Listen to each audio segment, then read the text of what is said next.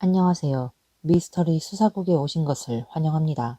유럽의 중심에 위치한 오스트리아는 그림처럼 아름다운 나라로 사람들은 평온하고 자유롭게 살아갑니다. 아이들은 스스로 등하교를 하고 밖에서 자주 뛰어놀며 부모들도 크게 걱정하지 않는 것이 일상입니다. 사람들은 이러한 생활을 당연하게 여기지만 그 평온한 뒤에는 보이지 않는 위험이 서서히 다가오고 있었습니다. 비엔나는 오스트리아의 수도이자 가장 큰 도시입니다. 10살 소녀 나타샤 캄푸씨는 이곳 도나우슈타트 지역에서 살고 있으며 그녀의 부모는 이혼했고 평소에는 어머니와 함께 생활했습니다. 총명하고 사려 깊었던 나타샤는 주변의 복잡한 환경 속에서도 일찍부터 눈치껏 상황을 파악하며 살아가는 법을 배웠습니다. 그날 나타샤는 자신이 이제 믿음직한 작은 어른이 되었다고 느끼며 혼자 학교에 가기로 결심했습니다. 독립의 첫날을 맞이한 순간이었죠. 그러나 예기치 못하게 한 대 벤 차량이 그녀를 낯익은 거리에서 강제로 태워가 버렸고 그로 인해 그녀의 인생은 완전히 바뀌고 말았습니다. 이 사건은 오스트리아 범죄사에서 가장 큰 주목을 받는 사건 중 하나로 남았습니다. 과연 나타샤는 어디로 사라진 것일까요? 사람들은 그녀를 다시 찾을 수 있었을까요? 지금부터 그 이야기를 들려드리겠습니다. 1998년 3월 2일 월요일 아침이었습니다. 나타샤 캄푸씨는 막 아버지와 함께 헝가리에서 휴가를 마치고 돌아온 참이었고 아직 여행의 즐거운 여운에 담겨 있었습니다. 그날 아침 그녀는 어머니와 함께 아침 식사를 한 뒤 학교에 갈 준비를 했습니다. 평소라면 어머니가 그녀를 학교까지 데려다 주었겠지만 그날만큼은 나타샤가 혼자 걸어가겠다고 고집을 부렸습니다. 이제 자신이 충분히 자랐고 더 이상 아이 취급을 받고 싶지 않다는 생각 때문이었습니다. 그러나 어머니는 반대했고 결국 모녀는 크게 언쟁을 벌였지만 끝내 나타샤가 어머니를 설득했고 아침 7시 정각 그녀는 책가방을 메고 집을 나섰습니다. 나타샤의 집은 조용한 거리 한쪽에 위치해 있었는데 학교까지는 약 1km 거리였고 그녀는 서북쪽으로 길을 따라 걸어갔습니다. 공원 근처 교차로에서 방향을 틀어 작은 골목으로 들어섰는데 이 길은 평소 어머니와 함께 학교에 갈 때 늘 지나던 익숙한 길이었습니다. 그러나 골목에 들어서자마자 길가에 멈춰서 있는 흰색 밴 한 대가 눈에 들어왔습니다. 순간 차 안에서 누군가 자신을 똑바로 주시하고 있다는 불길한 시선을 감지한 나타샤는 마음이 불안해졌습니다. 하지만 이 길은 학교로 가는 필수적인 길이었기에 발걸음을 멈출 수가 없었습니다. 그리고 바로 그 순간 그녀는 그 익숙한 거리에서 영영 끌려가고 말았습니다. 학교에서는 아이들이 하나둘씩 교실로 들어왔지만 나타샤 캄푸시만은 끝내 모습을 보이지 않았습니다. 처음에 담임교사는 단순히 늦은 줄로만 생각했지만 첫 번째 수업이 끝날 때까지도 그녀는 나타나지 않았습니다. 이는 전례가 없는 일이었습니다. 평소 나타샤는 성실하고 시간을 철저히 지키는 아이였기에 이유 없이 결석하는 일은 단 한 번도 없었습니다. 이상함을 느낀 교사는 곧바로 나타샤의 어머니에게 전화를 걸었고 전화를 받은 어머니는 큰 충격에 빠졌습니다. 딸이 이미 학교에 도착했으리라 생각하고 있었기 때문이죠. 상황이 심상치 않음을 깨달은 어머니는 곧장 학교로 달려가 경찰에 실종 신고를 했습니다.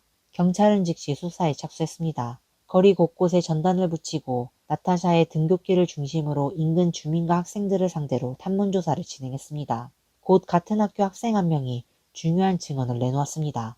그날 그는 나타샤와 같은 골목을 걷고 있었는데 직접 그녀가 흰색 밴에 태워지는 장면을 목격했다는 것이었습니다. 차량에는 두 사람이 있었던 듯했고 운전자는 짧은 머리의 남성이었다고 했습니다. 그러나 그는 멀리서 본 탓에 상황을 대략적으로만 기억할 뿐 구체적인 특징은 알지 못했습니다. 이 단서를 확인하기 위해 경찰은 지역 내 거의 모든 흰색 밴 차량을 조사했습니다. 700명이 넘는 차량 소유주가 조사를 받았고 경찰은 차량 용도와 사건 당일 행적을 하나하나 확인했습니다. 그러나 모든 차주들은 합리적인 해명을 내놓았고 이 단서는 결국 더 나아가지 못했는데 그러던 중 경찰의 눈길을 끄는 또 다른 정황이 드러났습니다. 수사 과정에서 경찰은 나타샤의 방에서 몇 장의 사진을 발견했습니다.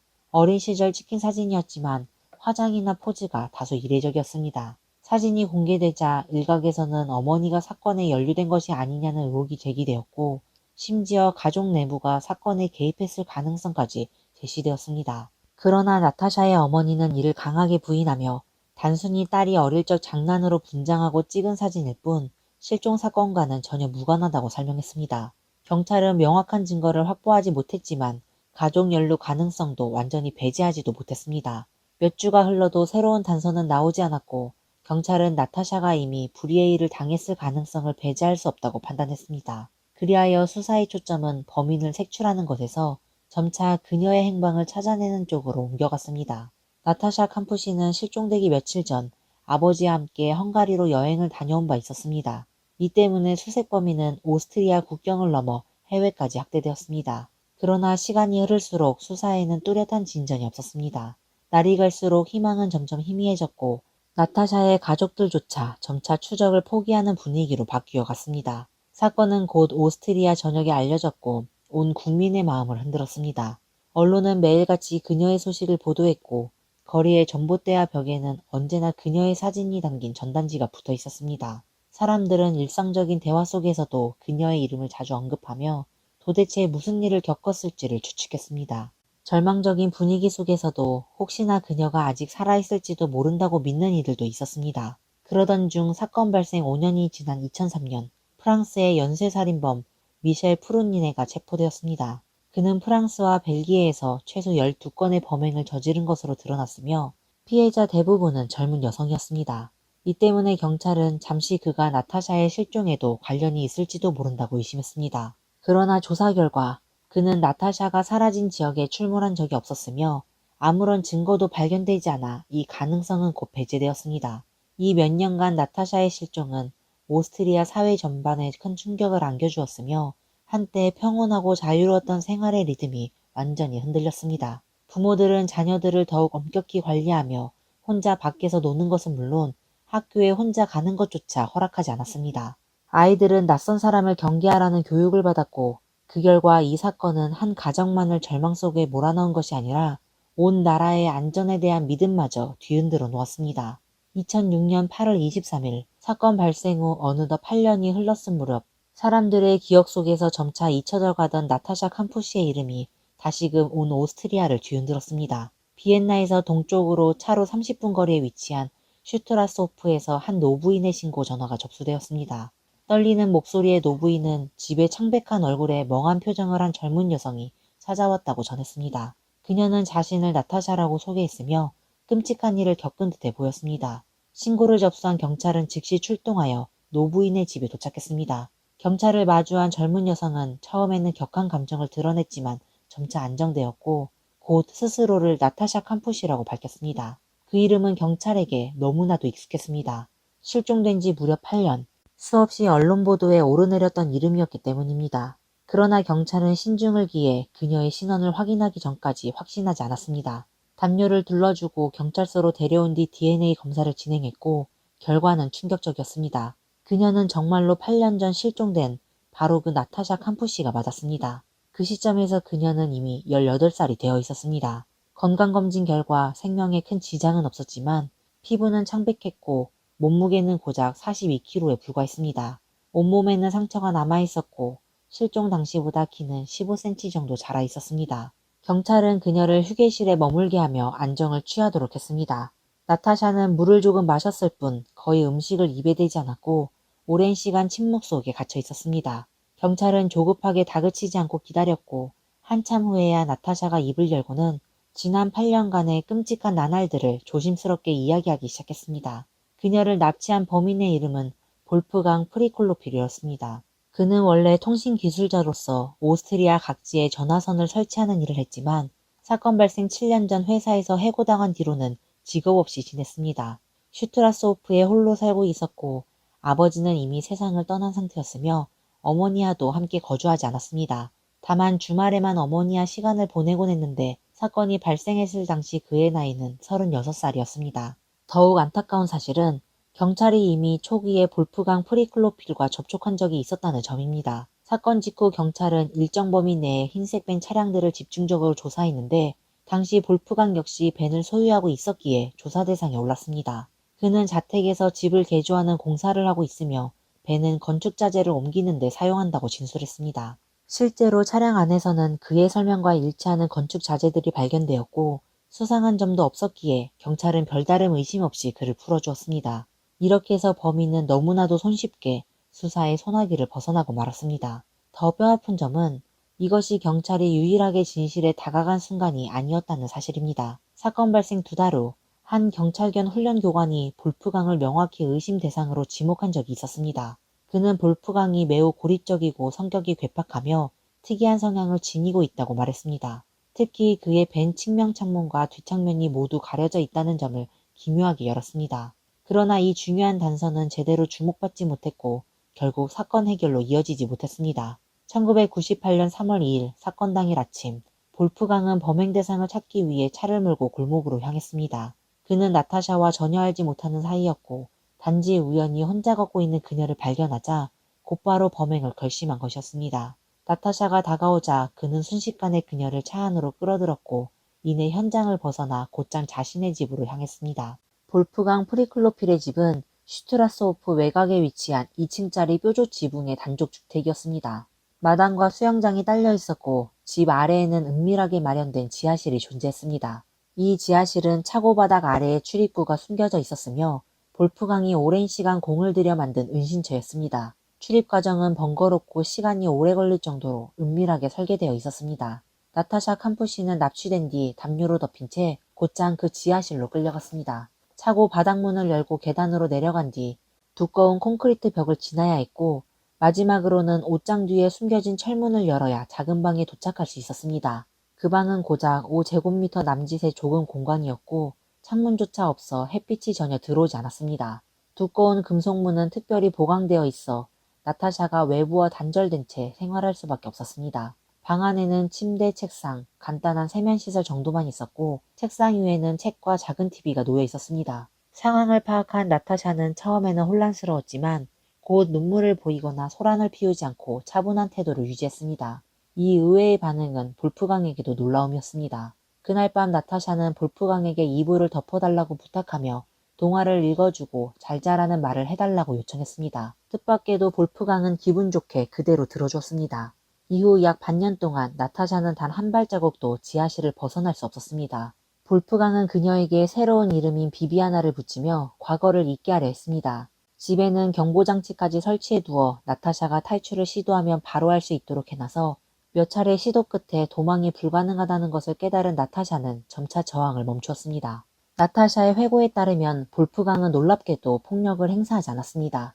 오히려 음식을 사다 주고 값비싼 장난감을 선물하게 됐으며 두 사람은 명절이나 생일을 함께 보내곤 했습니다. 볼프강은 별다른 직업도 사회적 교류도 없었기에 종종 나타샤에게 읽기와 글쓰기를 가르치기도 했습니다.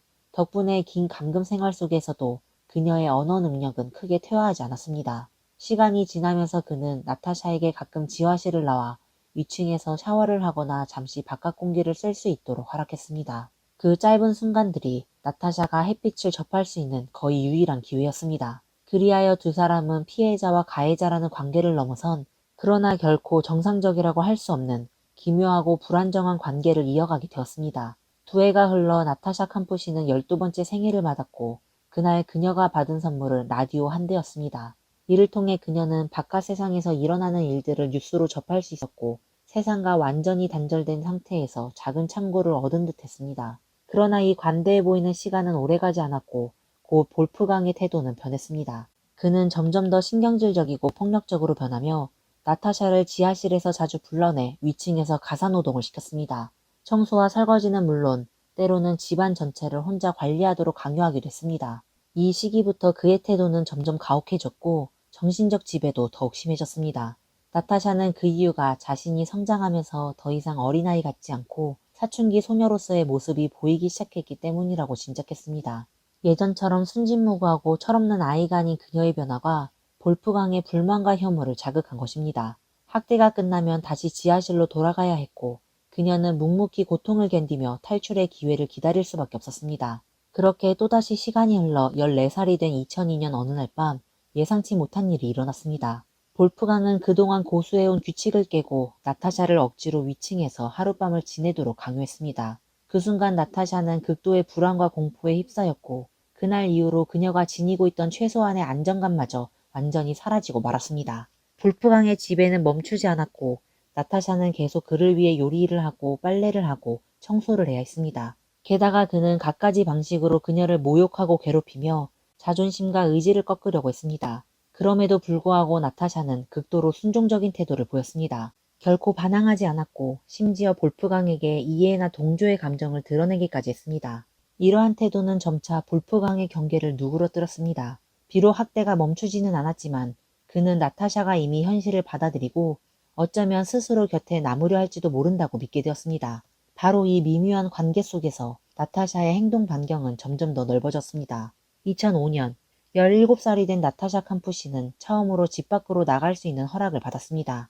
그것은 뒷마당이었고 무려 7년 만에 처음으로 햇빛과 풀밭을 직접 느낀 순간이었습니다. 바람과 흙냄새 속에 자유의 기운이 스며 있었고 그날의 감각은 그녀에게 지워지지 않는 기억으로 남았습니다. 반년 뒤 볼프강은 한 발 더 나아가 그녀를 동행한 상태에서 집 밖으로 데리고 나가기 시작했습니다. 식료품을 사거나 교외로 스키 여행을 떠나기도 했으며 차를 몰고 함께 드라이브를 하기도 하며 이렇게 짧은 외출은 총 13차례나 이루어졌습니다. 이때 그들은 사람들을 피하지 않았고 평범한 여행자처럼 주변과 자연스럽게 어울렸습니다. 나타샤가 구출된 뒤 많은 사람들이 여행 중 그들을 본 기억이 있다 라고 회상했습니다. 하지만 나타샤에게 매번의 외출은 또 다른 의미를 지니고 있었습니다. 그것은 곧 탈출의 가능성이었지만 동시에 목숨을 건 위험이기도 했습니다. 볼프강이 항상 곁에서 지켜보고 있었기 때문에 그녀는 섣불리 도움을 요청할 수 없었습니다. 만약 실패한다면 지금 누리고 있는 작은 자유마저 잃을 수 있다는 두려움 때문이었죠. 한 번은 스키 여행 중 나타샤가 혼자 화장실에 들어간 적이 있었는데 볼프강은 문 앞에서 그녀를 기다리고 있었습니다. 화장실 안에는 마침 한 명의 금발 여성이 있었고 나타샤는 용기를 내어 아주 조심스럽게 도움을 청했지만 그 여성은 미소만 지은 채 자리를 떠났습니다. 알고 보니 그 여성은 외국인이었고 그녀의 말을 알아듣지 못했던 것입니다. 그 후 몇 달 동안 볼프강은 나타샤를 데리고 비엔나에 있는 자신의 오래된 아파트로 향했습니다. 그는 그곳을 개조해 세를 줄 계획이었고 나타샤에게 수리와 정리를 도우라고 요구했습니다. 나타샤는 그 과정 속에서도 끊임없이 탈출 기회를 찾았지만 감시는 여전히 철저했습니다. 그녀가 5분 이상 자리를 비우면 볼프강은 집의 문과 창문을 단단히 잠그고 창문에는 나무 판자를 덧대어 그녀가 외부의 구조를 요청하지 못하도록 막아버렸습니다.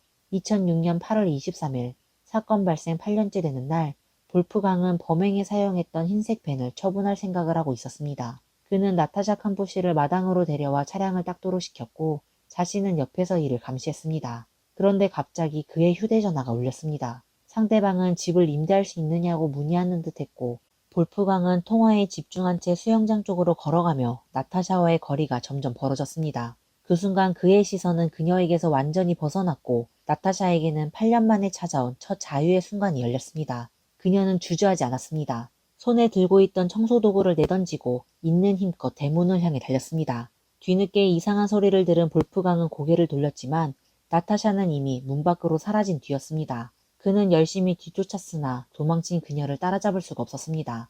나타샤는 거리 위를 있는 힘껏 달리며 행인에게 도움을 요청했지만 초췌한 몰골을 본 첫 번째 행인은 고개를 저으며 빠르게 다리를 피했습니다. 그러나 그녀는 멈추지 않고 계속 달렸고 결국 한 노부인의 집에 몸을 숨길 수 있었고 떨리는 목소리로 간절히 경찰에 신고해달라고 부탁했습니다. 다행히도 노부인은 그녀의 말을 믿고 즉시 전화를 걸었습니다. 잠시 후 경찰차가 현장에 도착했고 마침내 나타샤는 자유를 되찾은 것이었습니다. 그녀의 진술을 바탕으로 경찰은 즉시 대규모 작전에 돌입하여 볼프강의 집을 포위하고 체포에 나섰습니다. 집 안으로 진입한 경찰의 눈에 가장 먼저 들어온 것은 바로 그 흰색 밴, 8년 전 나타샤를 납치하는 데 쓰였던 차량이었습니다. 경찰은 집의 위층과 아래층을 샅샅이 수색했지만 볼프강은 보이지 않았는데 이어 차고로 향한 경찰은 숨겨진 지하실을 발견했습니다. 그곳은 마치 평범한 10대 소녀의 방처럼 꾸며져 있었습니다. 침대, 책상, TV, 책장이 놓여 있었고 바닥에는 옷가지가 흩어져 있었으며 책상 위에는 펼쳐진 사전 한 권이 남겨져 있었습니다. 하지만 방은 텅 비어 있었고 주인은 어디에도 없었습니다. 모두가 그의 행방을 궁금해하던 바로 그때 충격적인 소식이 전해졌습니다. 볼프강이 이미 도시 외곽의 철로 위에서 스스로 목숨을 끊은 것이었습니다. 나타샤 캄푸시가 탈출한 바로 그날 볼프강 프리클로필은 불과 몇 시간 만에 완전히 무너져 내렸습니다. 그는 친구였던 에른스트 홀차펠에게 전화를 걸어 자신이 나타샤를 8년간 감금해왔다는 사실을 고백했습니다. 그의 목소리에는 극도의 불안과 절망이 묻어났습니다. 그러나 전화를 끊은 직후 그는 곧 스스로 철로 위로 향했고 결국 극단적인 선택을 했습니다. 경찰은 즉시 에른스트와 접촉해 진상을 파악했고 곧 볼프강의 배경에 대한 조사가 본격적으로 진행되었습니다. 볼프강은 집안의 외아들이었습니다. 그의 부모는 모두 상품 외판원으로 일했고 어린 시절에 그는 학교에서 지속적인 괴롭힘을 당하며 성장했습니다. 학창 시절부터 타인과 어울리는 것을 피했고 성인이 된 뒤에도 깊은 인간관계를 맺는 데 실패했습니다. 아버지가 세상을 떠난 후 그의 주변에 남아있던 유일한 인연은 어머니와 에른스트 두 사람뿐이었습니다. 에른스트의 증언에 따르면 마지막 통화에서 볼프강은 범행 동기를 털어놓았습니다. 그는 고립적인 성격과 장기간의 사회적 단절로 인해 병적인 지배 욕구를 키워왔으며 나타샤를 납치한 것도 바로 그 왜곡된 욕망을 충족시키려는 시도였다는 것입니다. 볼프강의 어머니는 아들에 대한 집착과 소유욕이 강한 인물이었습니다. 아들과 함께 살지는 않았지만 주말마다 그의 집을 찾아와 요리를 해주고 청소를 도왔습니다. 그러나 수차례 드나들면서도 집 아래 지하실의 존재를 전혀 알아차리지 못했습니다.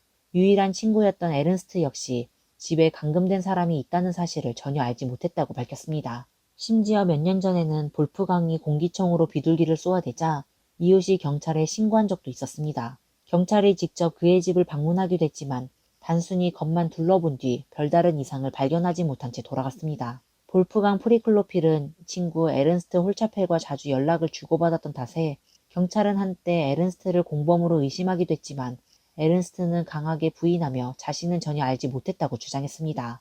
나타샤 또한 그녀를 처음부터 끝까지 감금한 사람은 오직 볼프강 한 사람뿐이었다고 일관되게 진술했습니다.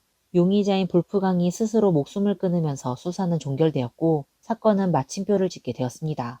나타샤가 구출되었다는 소식은 8년 전 실종 소식만큼이나 빠르게 오스트리아 전역을 뒤흔들며 사람들은 그녀의 강인한 생존 의지에 환호하며 경의를 표했습니다. 하지만 예상 밖으로 나타샤가 볼프강의 죽음에 슬픔을 표한 것입니다. 이 사실은 많은 이들을 당혹스럽게 했으며 심리학자들은 이를 스톡홀름 증후군의 전형적인 사례로 해석했습니다. 피해자가 장기간 가해자의 통제 아래 놓이게 되면 자기방어 기제로 인한 복잡한 의존과 동일시의 감정을 형성할 수 있다는 것입니다. 이후 나타샤는 언론의 집중 도명을 받았습니다. 그녀의 태도가 지나치게 침착하고 성숙해 보였던 탓에 일부에서는 곱지 않은 시선이 쏟아졌습니다. 심지어 그녀와 볼프강의 관계가 단순한 피해 가해를 넘어선 것이 아니냐는 의혹까지 제기되었습니다. 그러나 나타샤는 이런 추측과 비난에 정면 대응하지 않았고 조용히 자신의 삶을 다시 세워나가고자 했습니다. 탈출 직후 잠시 가족과 재회했지만 곧 폐쇄적인 요양시설에 들어가 심리치료를 받으며 회복을 도모했습니다. 그렇게 실종되었던 어린 소녀는 어느새 침착하고 성숙한 아가씨로 변해 있었고 그녀의 귀환은 부모에게 기쁨과 동시에 낯섦을 안겨두었습니다. 나타샤는 무너진 가족관계를 다시 회복하려 했었고 새로운 인간관계를 만들어가고자 노력했습니다. 학업을 이어가며 언어 능력을 갈고 닦았고 마침내 자서전을 출간해 8년에 걸친 감금 생활을 직접 기록했습니다. 이 사건은 오스트리아를 넘어 국제적으로도 큰 방향을 일으켰습니다. 그녀의 이야기는 결국 영화로 제작되어 자서전을 바탕으로 한 작품 속에서 8년간의 참혹한 감금 생활이 사실적으로 재현되었습니다. 세월이 흐르며 나타샤 캄푸시의 삶은 계속 이어졌습니다. 그녀는 마침내 텔레비전 진행자가 되었고 스스로의 방식으로 긴 어둠의 그림자를 벗어났습니다. 방송 카메라 앞에 선 그녀는 또렷한 발음과 차분한 태도로 인터뷰를 이끌어갔습니다. 오랫동안 외부와의 소통이 박탈된 삶을 살아온 사람이었다는 사실을 떠올리면 그 모습은 더욱 놀라운 것이었습니다. 더욱 사람들을 놀라게 한 사실은 그녀가 조용히 볼프강 프리클로필의 집을 매입했다는 점이었습니다. 세간에서는 그녀가 가해자를 추모하려는 것이 아니냐는 의문도 제기되었습니다. 그러나 나타샤는 그 집을 사들인 이유는 집이 괴이한 관광지로 소비되는 것을 막기 위해서였다고 분명히 밝혔습니다. 그녀는 모든 방문 요청을 거절했고 과거 자신을 가두었던 지하실은 직접 시멘트로 메워버렸습니다. 이 모든 행위는 단순한 기억 보존이 아니라 오히려 그 기억에서 벗어나기 위한 결단이었습니다. 나타샤는 더 이상 누군가의 통제 아래에 있는 소녀가 아니라 스스로의 삶을 주체적으로 만들어가는 성인이었습니다. 그녀는 과거의 공간을 지워내며 온전히 자신의 삶을 다시 세워가고 있었습니다. 오늘의 이야기는 여기까지입니다.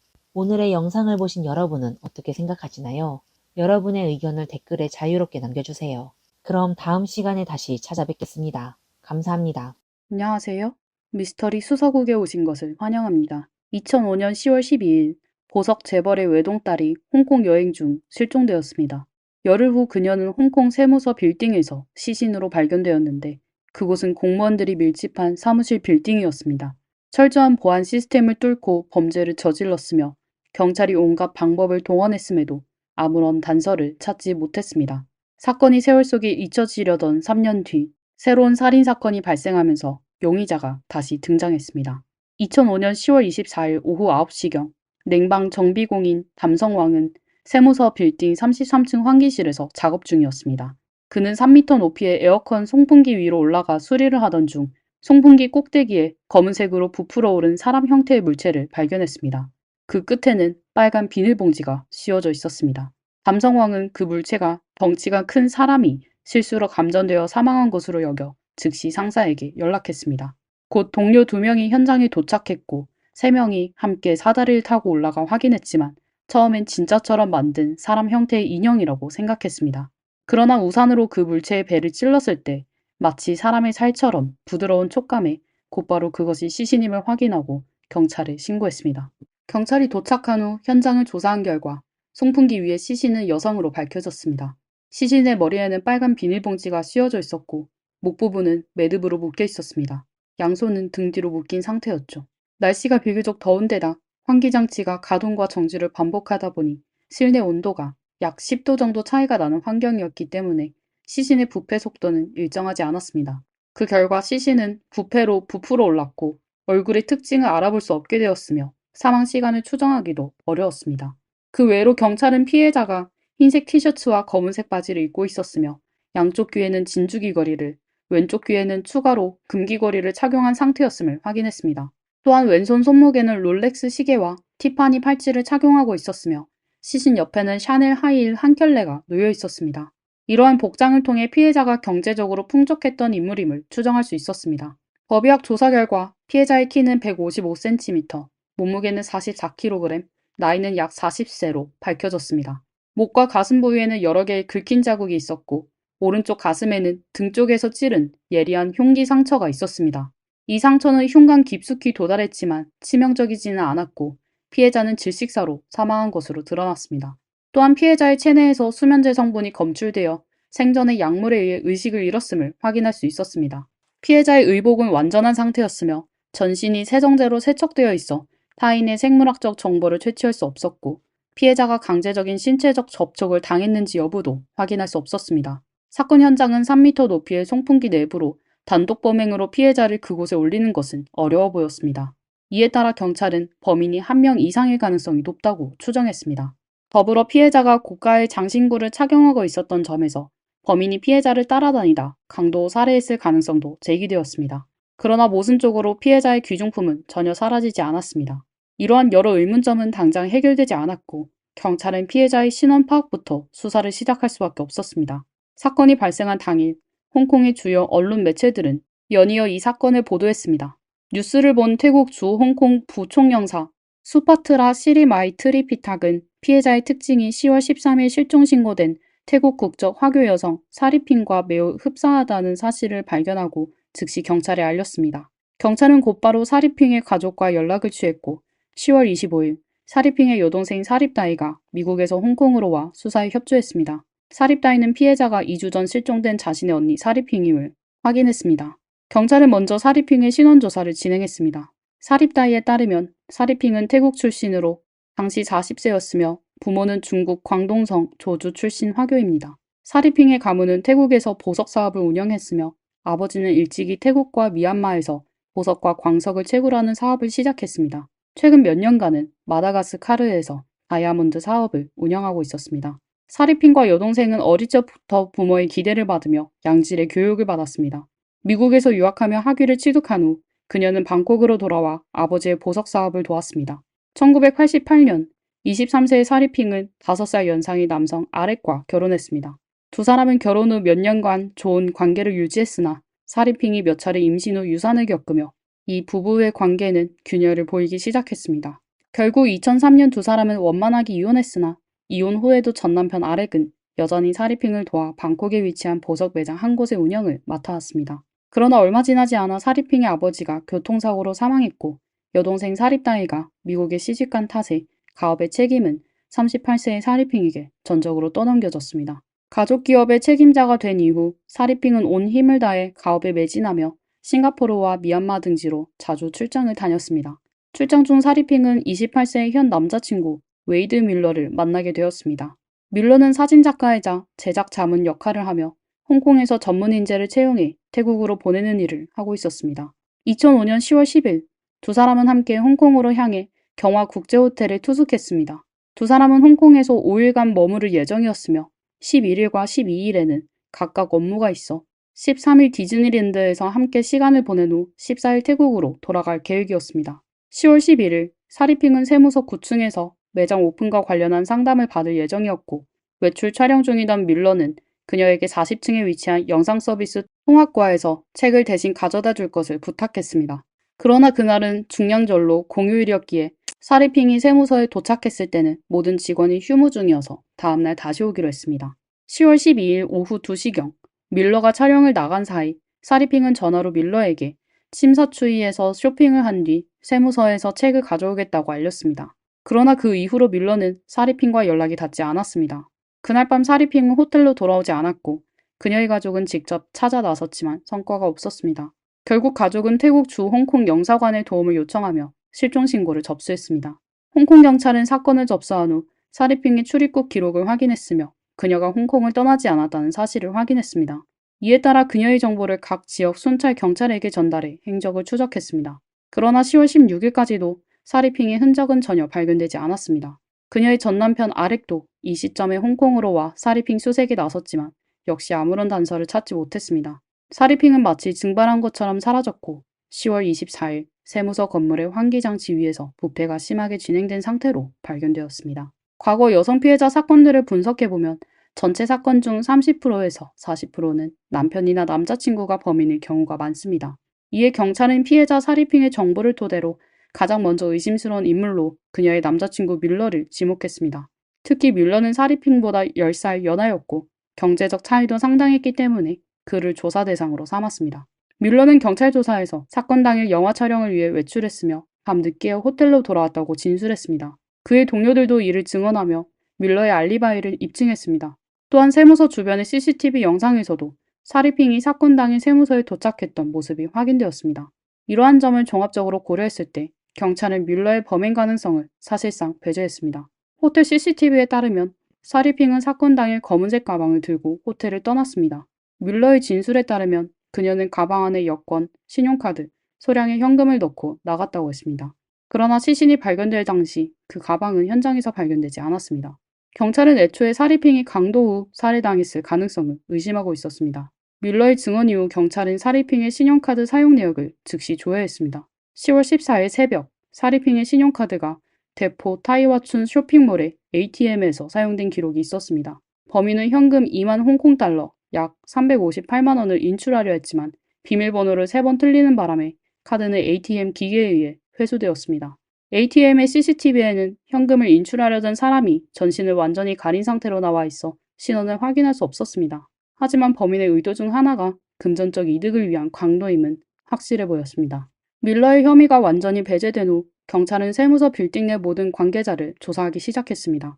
이 빌딩의 보안 시스템은 매우 철저했으며 특히 환기장치 내부와 같은 장소는 쉽게 접근할 수 없는 공간이었기에 범인이 내부 사정을 잘 아는 인물일 가능성이 높다고 판단했습니다. 경찰은 세무서 주변 몇 킬로미터 반경의 CCTV 영상을 확보해 분석했습니다. 이 과정에서 경찰은 수금당이라는 외부 계약직 정비공이 대포 지역에 거주하고 있음을 확인했습니다.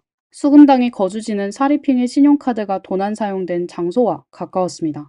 이에 따라 경찰은 그의 집을 수색했지만 어떠한 범죄와 관련된 단서도 발견되지 않았습니다. 홍콩 경찰의 수사가 장기간 진전을 보이지 않자 사리핑의 여동생과 밀러는 논의 끝에 70만 홍콩달러 약 1억 2천만 원의 거액 현상금을 내걸고 대중에게 사건 관련 제보를 요청했습니다. 그러나 고액의 현상금에도 불구하고 사건은 여전히 실마리를 찾지 못했고 이후 3년 동안도 미제로 남았습니다. 2008년 또 다른 여성이 살해되는 사건이 발생하면서 사리핑 사건의 범인이 서서히 수면 위로 떠오르기 시작했습니다. 새로운 사건과의 연관성이 밝혀지면서 3년 전 사리핑 사건의 진상이 점차 드러나게 되었습니다. 21세 추효어는 공항 지상직 직원이었습니다. 2008년 5월 15일 오전 5시 남자친구 허지는 추효원에게서 온 문자 메시지를 받았습니다. 그녀는 친구를 도와주러 외지에 가야 하며 며칠 동안 홍콩을 떠나야 하니 허진에게 회사에 휴가를 대신 요청해달라고 했습니다. 허진도 공항에서 일하고 있었지만 두 사람은 서로 다른 부서에 근무 중이었기에 왜 여자친구가 자신에게 대신 휴가를 요청했는지 의아했습니다. 허진은 곧바로 추여은에게 전화를 걸었으나 전화는 연결됐지만 아무도 받지 않았고 이후 곧바로 휴대폰이 꺼졌습니다. 수효은은 대포 경산촌 주민으로 매일 새벽 12시에 퇴근한 후 공항 셔틀버스를 타고 약 1시간 30분 후에 대포 정강로 소방서에서 하차했습니다. 이후 집까지 20분 정도 걸어서 귀가하곤 했습니다. 이 사실을 떠올린 허진은 점점 불안감이 커졌습니다. 아직 21세에 불과한 추효원은 청초한 외모를 가지고 있었기 때문에 혹시 귀가 도중 위험에 처하진 않았을까 걱정이 들었습니다. 같은 날 오후 3시경 추효원의 아버지는 딸에게서 온 문자 메시지를 받았습니다. 내용은 3, 4일 뒤에 집에 돌아갈 테니 걱정하지 말라는 것이었고 딸이 친구를 도와주기 위해 돈이 급하게 필요하다며 계좌로 돈을 입금해달라는 요청이었습니다. 추효원의 아버지는 메시지를 읽고 즉시 딸에게 전화를 걸었으나 휴대폰은 계속 꺼져 있었습니다. 그제야 그는 허진이 받은 휴가 요청 문자에 대해 떠올리며 딸이 납치당한 것이 아닐까 하는 두려움에 급히 경찰서를 찾아가 신고했습니다. 하지만 당시 추효원이 실종된 지 24시간이 지나지 않은 상황이었기에 경찰은 단순히 사건을 기록하고 접수한 데 그쳤습니다. 5월 17일 추효원의 어머니와 허진은 은행에서 그녀의 계좌 내역을 확인했습니다. 그 결과 5월 15일 새벽 추효원의 계좌에서 각각 400 홍콩달러와 19,600 홍콩달러, 총 358만 원 정도가 출금된 사실을 확인했습니다.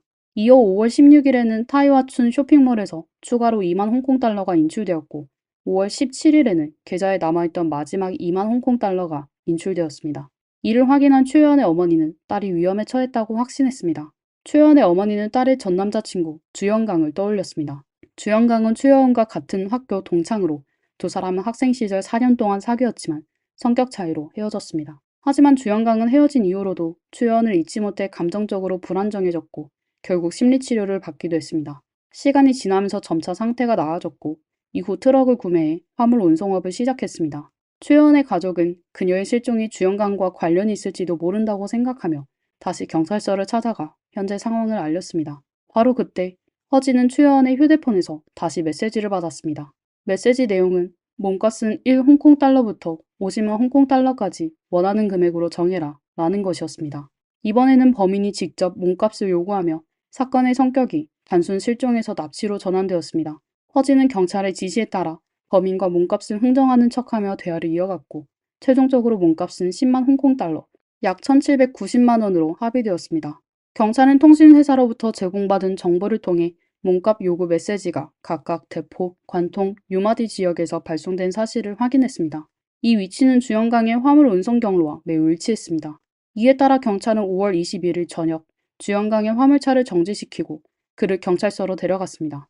주영강은 자신이 이 사건과 아무 관련이 없다고 주장했으며 경찰은 그의 소지품에서 추효원의 휴대폰 심카드도 발견하지 못했습니다. 이에 경찰은 허진에게 다시 메시지를 보내 범인과 접촉해보라고 지시했습니다.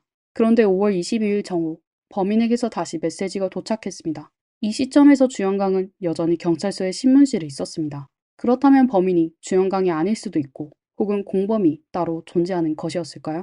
경찰은 미끼 작전을 펼치기로 결정했습니다. 허진은 범인과 몸값 전달 세부 사항을 협의했고 5월 21일 저녁 8시 허진은 범인이 지정한 버스 좌석에 몸값이 담긴 흰색 가방을 놓아두었습니다. 전 과정은 경찰이 감시했습니다. 같은 버스 안에서 한 남성이 끊임없이 문자 메시지를 보내는 모습이 포착되었고 경찰은 휴대폰 신호를 추적해 그가 범인임을 확인했습니다. 이후 그 남성이 몸값을 가져가는 장면도 목격했습니다. 하지만 추효원의 안전을 위해 경찰은 즉시 체포하지 않고 그의 뒤를 밟았습니다. 남성은 대포 지역 타이와춘의 거암루로 돌아갔고 그가 문을 닫고 들어간 직후 경찰은 즉시 문을 부수고 진입했습니다. 경찰은 집안에 있던 4명을 모두 제압했으며 그중 1명의 몸에서 추효원의 휴대폰 유심카드를 발견했습니다. 또한 침실에서 몸값으로 전달된 10만 홍콩달러도 확보했습니다. 명백한 증거를 토대로 경찰은 4명을 모두 경찰서로 연행해 신문했습니다. 신문이 시작된 지 채 2시간이 되지 않자 유심카드를 가지고 있던 남성은 추효원을 납치하고 해친 범행 사실을 자백했습니다. 그런데 놀랍게도 그 남성은 3년 전 사리핑 사건에서 경찰의 용의선상에 올랐던 수금당이었습니다. 수금당의 자백과 함께 사건의 진상이 점차 명확히 밝혀지기 시작했습니다. 수금당은 고등학교 2학년을 중퇴한 뒤 사회에 나와 처음에는 인테리어 업계에서 일했고 이후 가전제품 수리 일을 시작했습니다. 한때 그는 마카오에서 도박을 하다 10만 홍콩 달러가 넘는 고리대금 채무를 지게 되었고 가족과 친구들이 힘을 합쳐 간신히 그의 빚을 갚아주었습니다. 하지만 2008년 초 그는 또다시 7만 홍콩 달러, 약 1,200만 원을 대출받았는데 대출 이유는 대만 연수라고 했으나 실제로는 유흥과 사치에 사용했습니다. 2008년 4월 대출 회사가 빚을 독촉하기 시작했지만 수금당은 이를 갚을 돈이 없었습니다. 결국 그는 납치와 강도를 통해 돈을 마련하겠다는 끔찍한 계획을 세웠습니다. 범행 10일 전 그는 이미 태화춘 쇼핑몰 인근의 한 공원 옆 수로를 시신 유기 장소로 정했습니다. 이곳은 외딴 지역으로 사람들의 왕래가 드물고 물의 깊이도 얕아 시신이 멀리 떠내려가지 않을 것이라 판단했습니다. 5월 15일 새벽 수금당은 흉기를 들고 퇴화춘 쇼핑몰 근처에서 혼자 있는 여성을 물색했습니다. 그는 루이비통 가방을 들고 ATM에서 400 홍콩 달러, 약 7만 원을 인출한 후 경산촌 방향으로 홀로 걸어가는 추요원을 발견했습니다.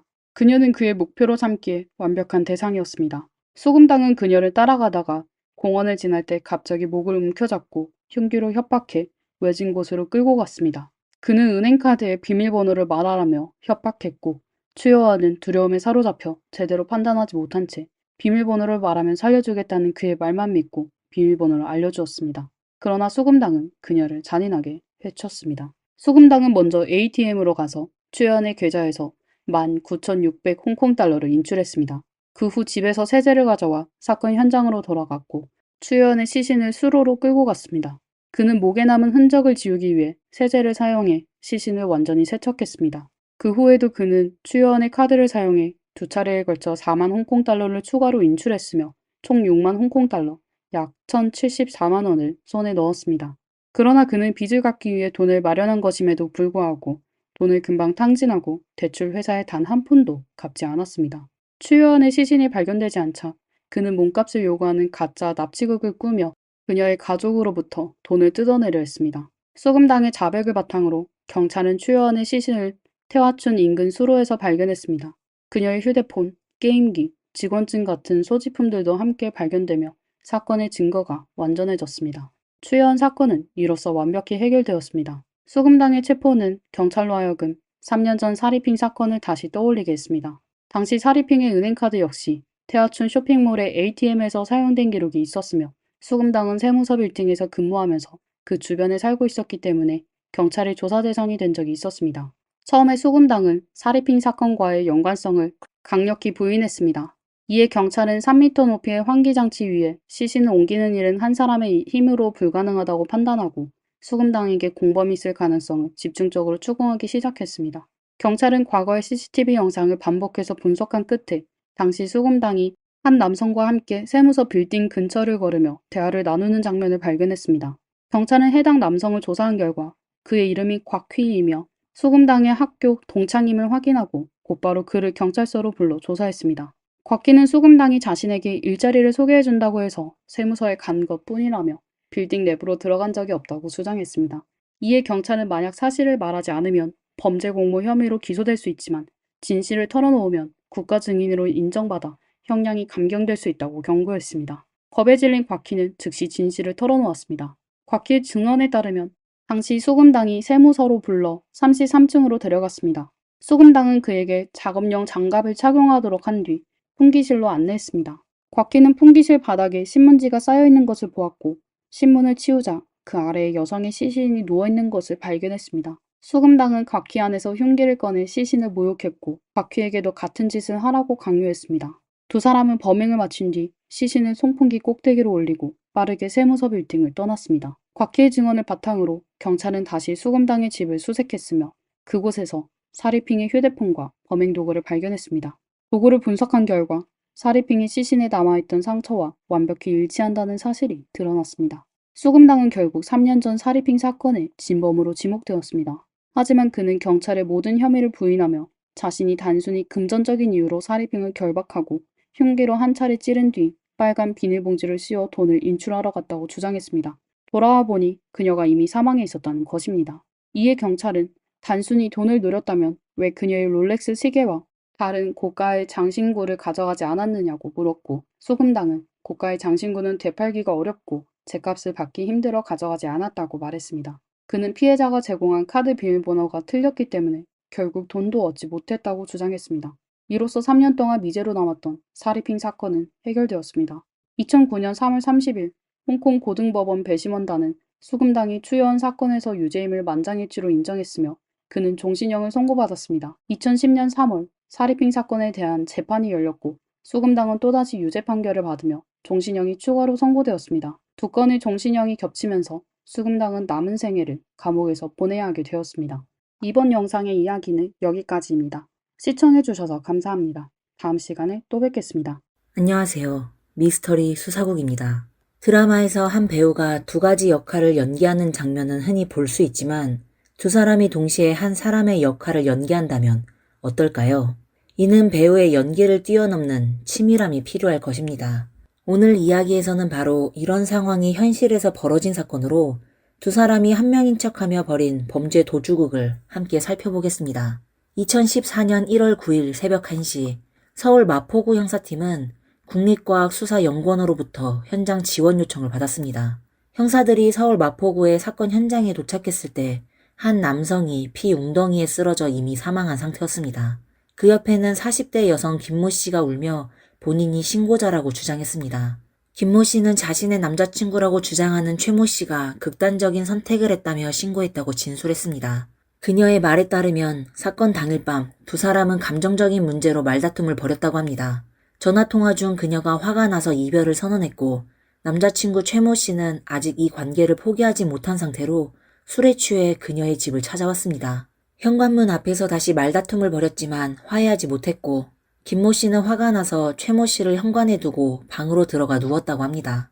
잠시 후 그녀는 현관에서 이상한 소리를 들었지만 남자친구가 자신의 주의를 끌기 위해 일부러 그러는 줄 알고 무시했다고 합니다. 그러나 시간이 지나도 아무런 소리가 들리지 않자 이상함을 느끼고 확인해보니 남자친구는 온몸이 피에 물들어 쓰러져 있었다고 합니다. 그러나 단순한 극단적 선택 사건이었다면 과학수사대가 형사팀의 출동을 요청했을까요? 현장 조사 중 과학수사대는 두 가지 의문점을 발견했습니다.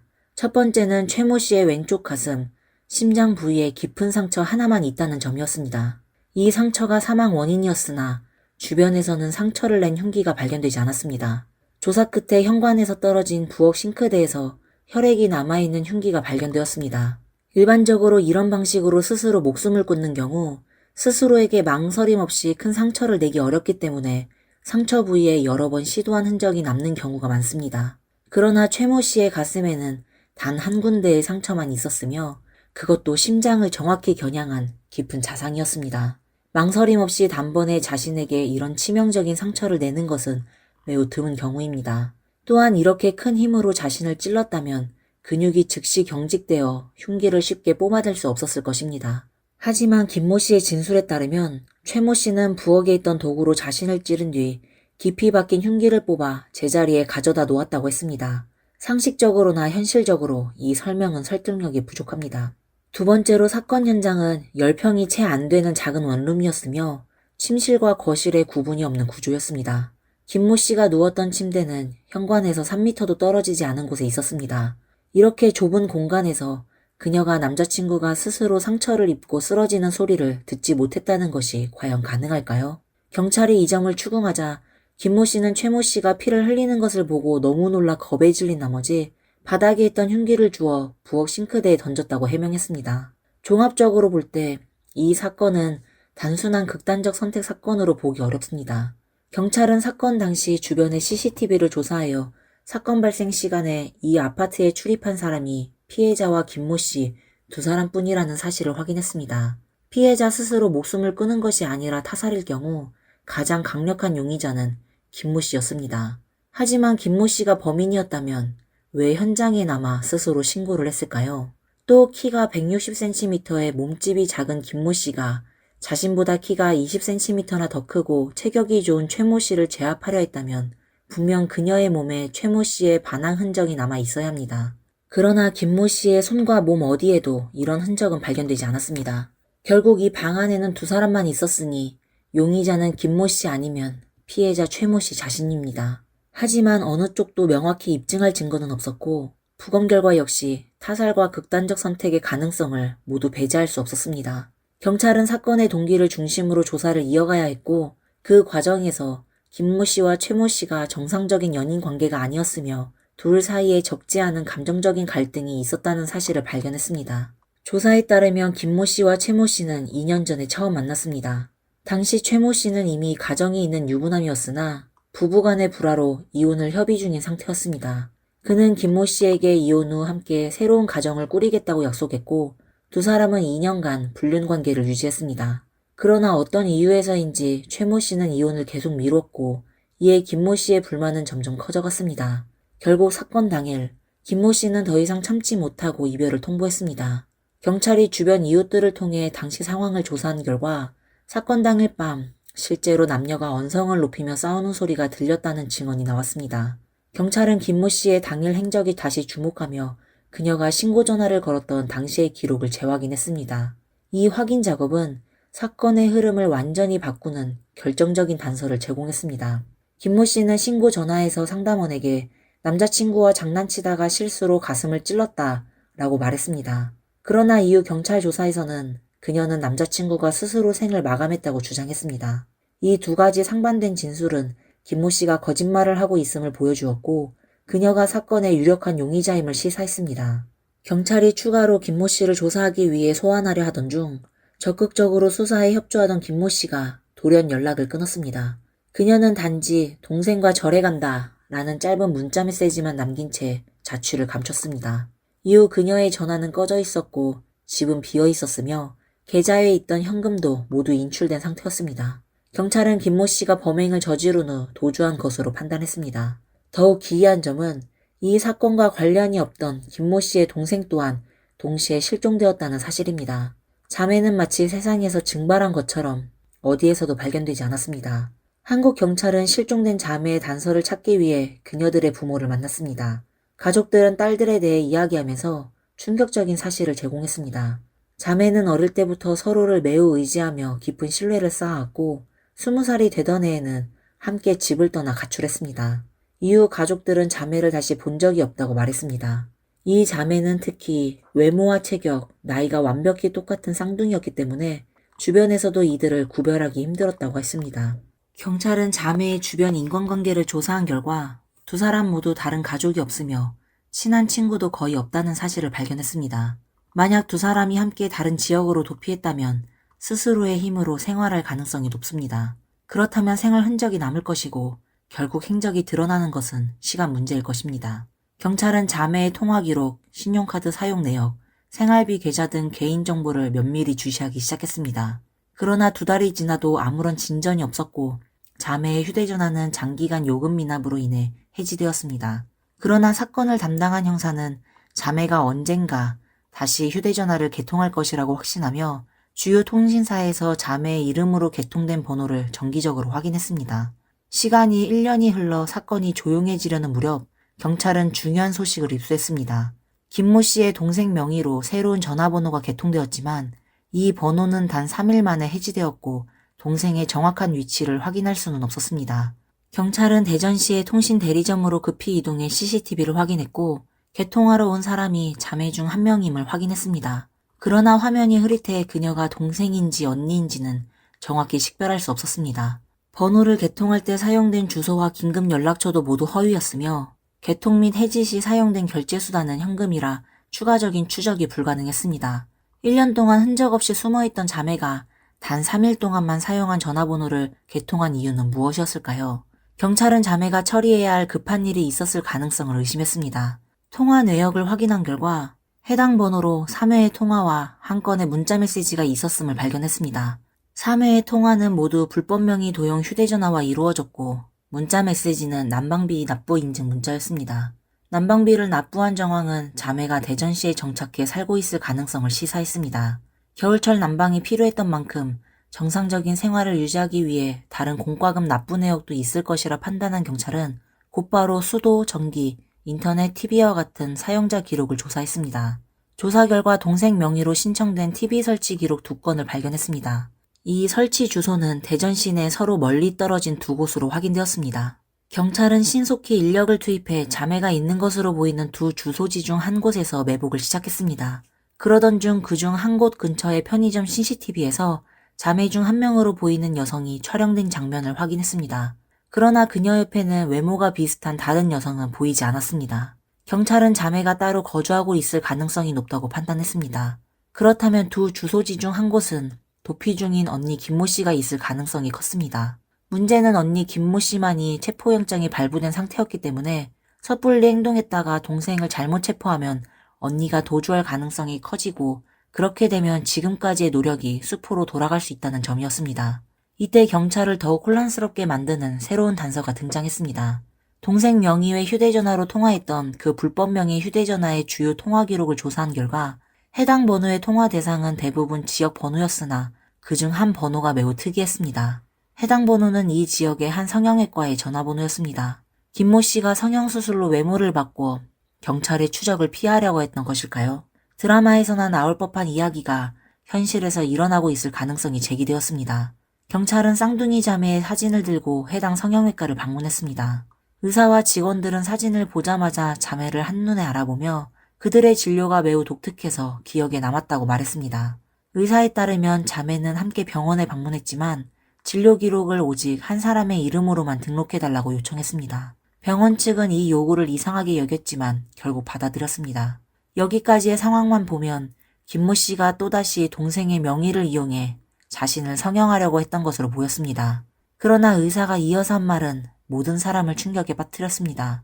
쌍둥이 자매는 둘 다 성형수술을 받았으며 그들의 요청은 서로의 외모를 완전히 똑같이 만들어달라는 것이었습니다. 두 사람은 이마, 코, 턱 등 얼굴의 여러 부위를 대상으로 크고 작은 수술을 여러 차례 받았습니다. 태어날 때부터 똑같은 얼굴을 가진 쌍둥이는 외부인이 쉽게 구별할 수 없는 높은 유사성을 가지고 있습니다. 성장 과정에서 약간의 차이는 생길 수 있지만 김모 씨는 성형 수술을 통해 동생과 완벽히 같은 얼굴을 공유하게 되었습니다. 이 상황에서 경찰은 큰 난관에 봉착했습니다. 원래 김모 씨가 사용하려 했던 전략은 은신술로 동생을 내세워 자신의 도피 생활을 계속 이어가는 것이라고 생각했기 때문입니다. 하지만 실제로 그녀들이 사용한 전략은 분신술에 가까웠습니다. 자매는 각기 다른 두 주소지에서 따로 거주하며 경찰을 완벽히 혼란에 빠뜨렸습니다. 이것은 50대 50의 생존 확률을 건 매우 교묘한 도박이었습니다. 그러나 쌍둥이의 외모가 아무리 똑같아도 결국 두 사람은 서로 다른 개체입니다. 세상에 완전히 같은 나뭇잎이 없듯이 쌍둥이도 성격, 습관, 행동 방식에서 차이가 있습니다. 이러한 차이는 그들의 생활 패턴과 흔적에서 드러날 수 있습니다. 경찰은 지금까지 수집한 김모 씨와 동생의 정보를 바탕으로 새로운 분석을 시도하기로 했습니다. 조사에 따르면 자매가 거주하던 두 주소지는 같은 대전 시내에 있었지만 환경적으로 큰 차이를 보였습니다. 하나는 시내 중심과 번화한 지역에 위치한 아파트였고 다른 하나는 외딴 교외 지역의 단독주택이었습니다. 대부분의 사람들은 도주 중인 언니 김모 씨가 교외의 단독주택에 머물고 있을 것이라고 생각할 것입니다. 외진 곳이기 때문에 눈에 띌 일이 적고 도피 생활을 유지하기에도 더 적합해 보였기 때문입니다. 하지만 담당 경찰관은 완전히 다른 생각을 했습니다. 1년간의 조사와 주변인들의 증언에 따르면 언니 김모 씨는 활발하고 리더십이 있으며 사람들과 어울리기를 좋아하는 성격이었습니다. 반면 동생은 조용하고 순종적인 성격이었습니다. 또한 시내 중심가 아파트는 보안이 매우 철저해 각 층마다 비밀번호 출입문이 설치되어 있었습니다. 이 모든 것을 종합한 그의 직감은 언니 김모 씨가 시내 중심가 아파트에 거주하고 있을 가능성이 높다는 것이었습니다. 경찰은 시내 중심가 아파트로 출동해 해당 층의 모든 출구를 철저히 봉쇄하고 긴 시간 잠복하기 시작했습니다. 6시간을 기다린 끝에 마침내 아파트 문이 열렸고 안에서 매우 익숙한 얼굴이 나왔습니다. 이 사람이 과연 언니 김모 씨일까요? 아니면 동생일까요? 확률은 50%였습니다. 하지만 체포기에는 단 한 번뿐이었습니다. 어떻게 성공적으로 용의자를 체포할 수 있었을까요? 이때 담당 경찰관은 기지를 발휘해 그 여성의 뒤에서 김땡땡이라고 크게 외쳤습니다. 이 외침에 그녀는 본능적으로 뒤를 돌아보았고 경찰을 본 순간 그대로 주저앉고 말았습니다. 경찰은 그녀를 즉시 체포해 지문 대조를 실시했고 그녀가 언니 김모 씨임을 확인했습니다. 이렇게 15개월간 이어진 긴 도주극은 막을 내리게 되었습니다. 처음에는 김모 씨가 끝까지 혐의를 부인했지만 결국 자신의 행동을 부정하는 것이 무의미하다는 것을 깨닫고 죄를 인정했습니다. 경찰이 동생의 거주지를 찾아 언니 김모 씨가 체포되었음을 알리자 동생은 오히려 평온한 태도를 보였습니다. 그녀는 언니가 무슨 일을 저질렀는지 알고 있었으며 이날이 올 것이라는 것을 이미 알고 있었다고 진술했습니다. 동생의 진술에 따르면 언니 김모 씨는 사건 당일 새벽에 전화를 걸어왔습니다. 그녀는 자신이 기억이 나지 않는 상태에서 최모 씨를 흉기로 해친 것 같다고 주장하며 경찰이 자신을 찾아올 것이 두렵다고 했습니다. 김모 씨는 동생에게 함께 도망쳐 줄 것을 요청했고 동생은 언니를 잃고 싶지 않다는 이유로 이 요청에 응했다고 했습니다. 가출 이후 언니는 사실상 동생의 유일한 가족이었습니다. 동생은 언니 김모 씨를 위해 두 사람의 모든 흔적을 지웠고 함께 대전시로 도피했습니다. 이후 생활비를 벌기 위해 두 사람은 가명을 사용하여 유흥업소에서 일했고 일당을 현금으로 받는 방식으로 생계를 이어갔습니다. 매번 도피 자금이 바닥날 때마다 극도의 불안을 느꼈다는 자매는 도피 생활이 10개월을 넘어가고 경찰의 움직임이 없어 보이자 점차 방심하기 시작했습니다. 그러다 동생 명의로 집을 임대하는 치명적인 실수를 저지르게 되었고 결국 이 실수가 자매를 체포로 이끌었습니다. 법원은 사건이 김모 씨와 최모 씨 사이의 말다툼 중에 발생했으며 사전에 계획된 범죄가 아니라는 점을 고려하여 김모 씨에게 징역 10년형을 선고했습니다. 한편 한국 법에 따르면 직계가족 간의 범죄 은닉은 처벌 대상이 아니므로 동생은 형사처벌을 받지 않았습니다. 혈연과 깊은 애정으로 얽힌 쌍둥이 자매는 1년에 걸친 도피극을 벌였고 결국 그 감정이 자매의 이성적인 판단을 방해하는 장애물이 되었습니다. 언니 김모 씨는 동생의 애정을 이용해 자신의 죄를 피하려 했고 동생의 정상적인 삶을 파괴했습니다. 반면 동생은 언니에게 자수를 권해 형량을 줄일 수도 있었지만 감정적으로 휘둘린 끝에 언니의 도피를 돕는 공범이 되었습니다. 결과적으로 사건과는 아무 관련이 없던 동생은 언니의 죄를 함께 짊어지며 자신의 삶을 언니의 삶으로 바꿔 살아야만 했습니다. 오늘의 이야기는 여기까지입니다. 이 사건에 대해 여러분들은 어떻게 생각하시나요? 댓글에 여러분의 의견을 남겨주세요. 다음 시간에 다시 뵙겠습니다. 감사합니다.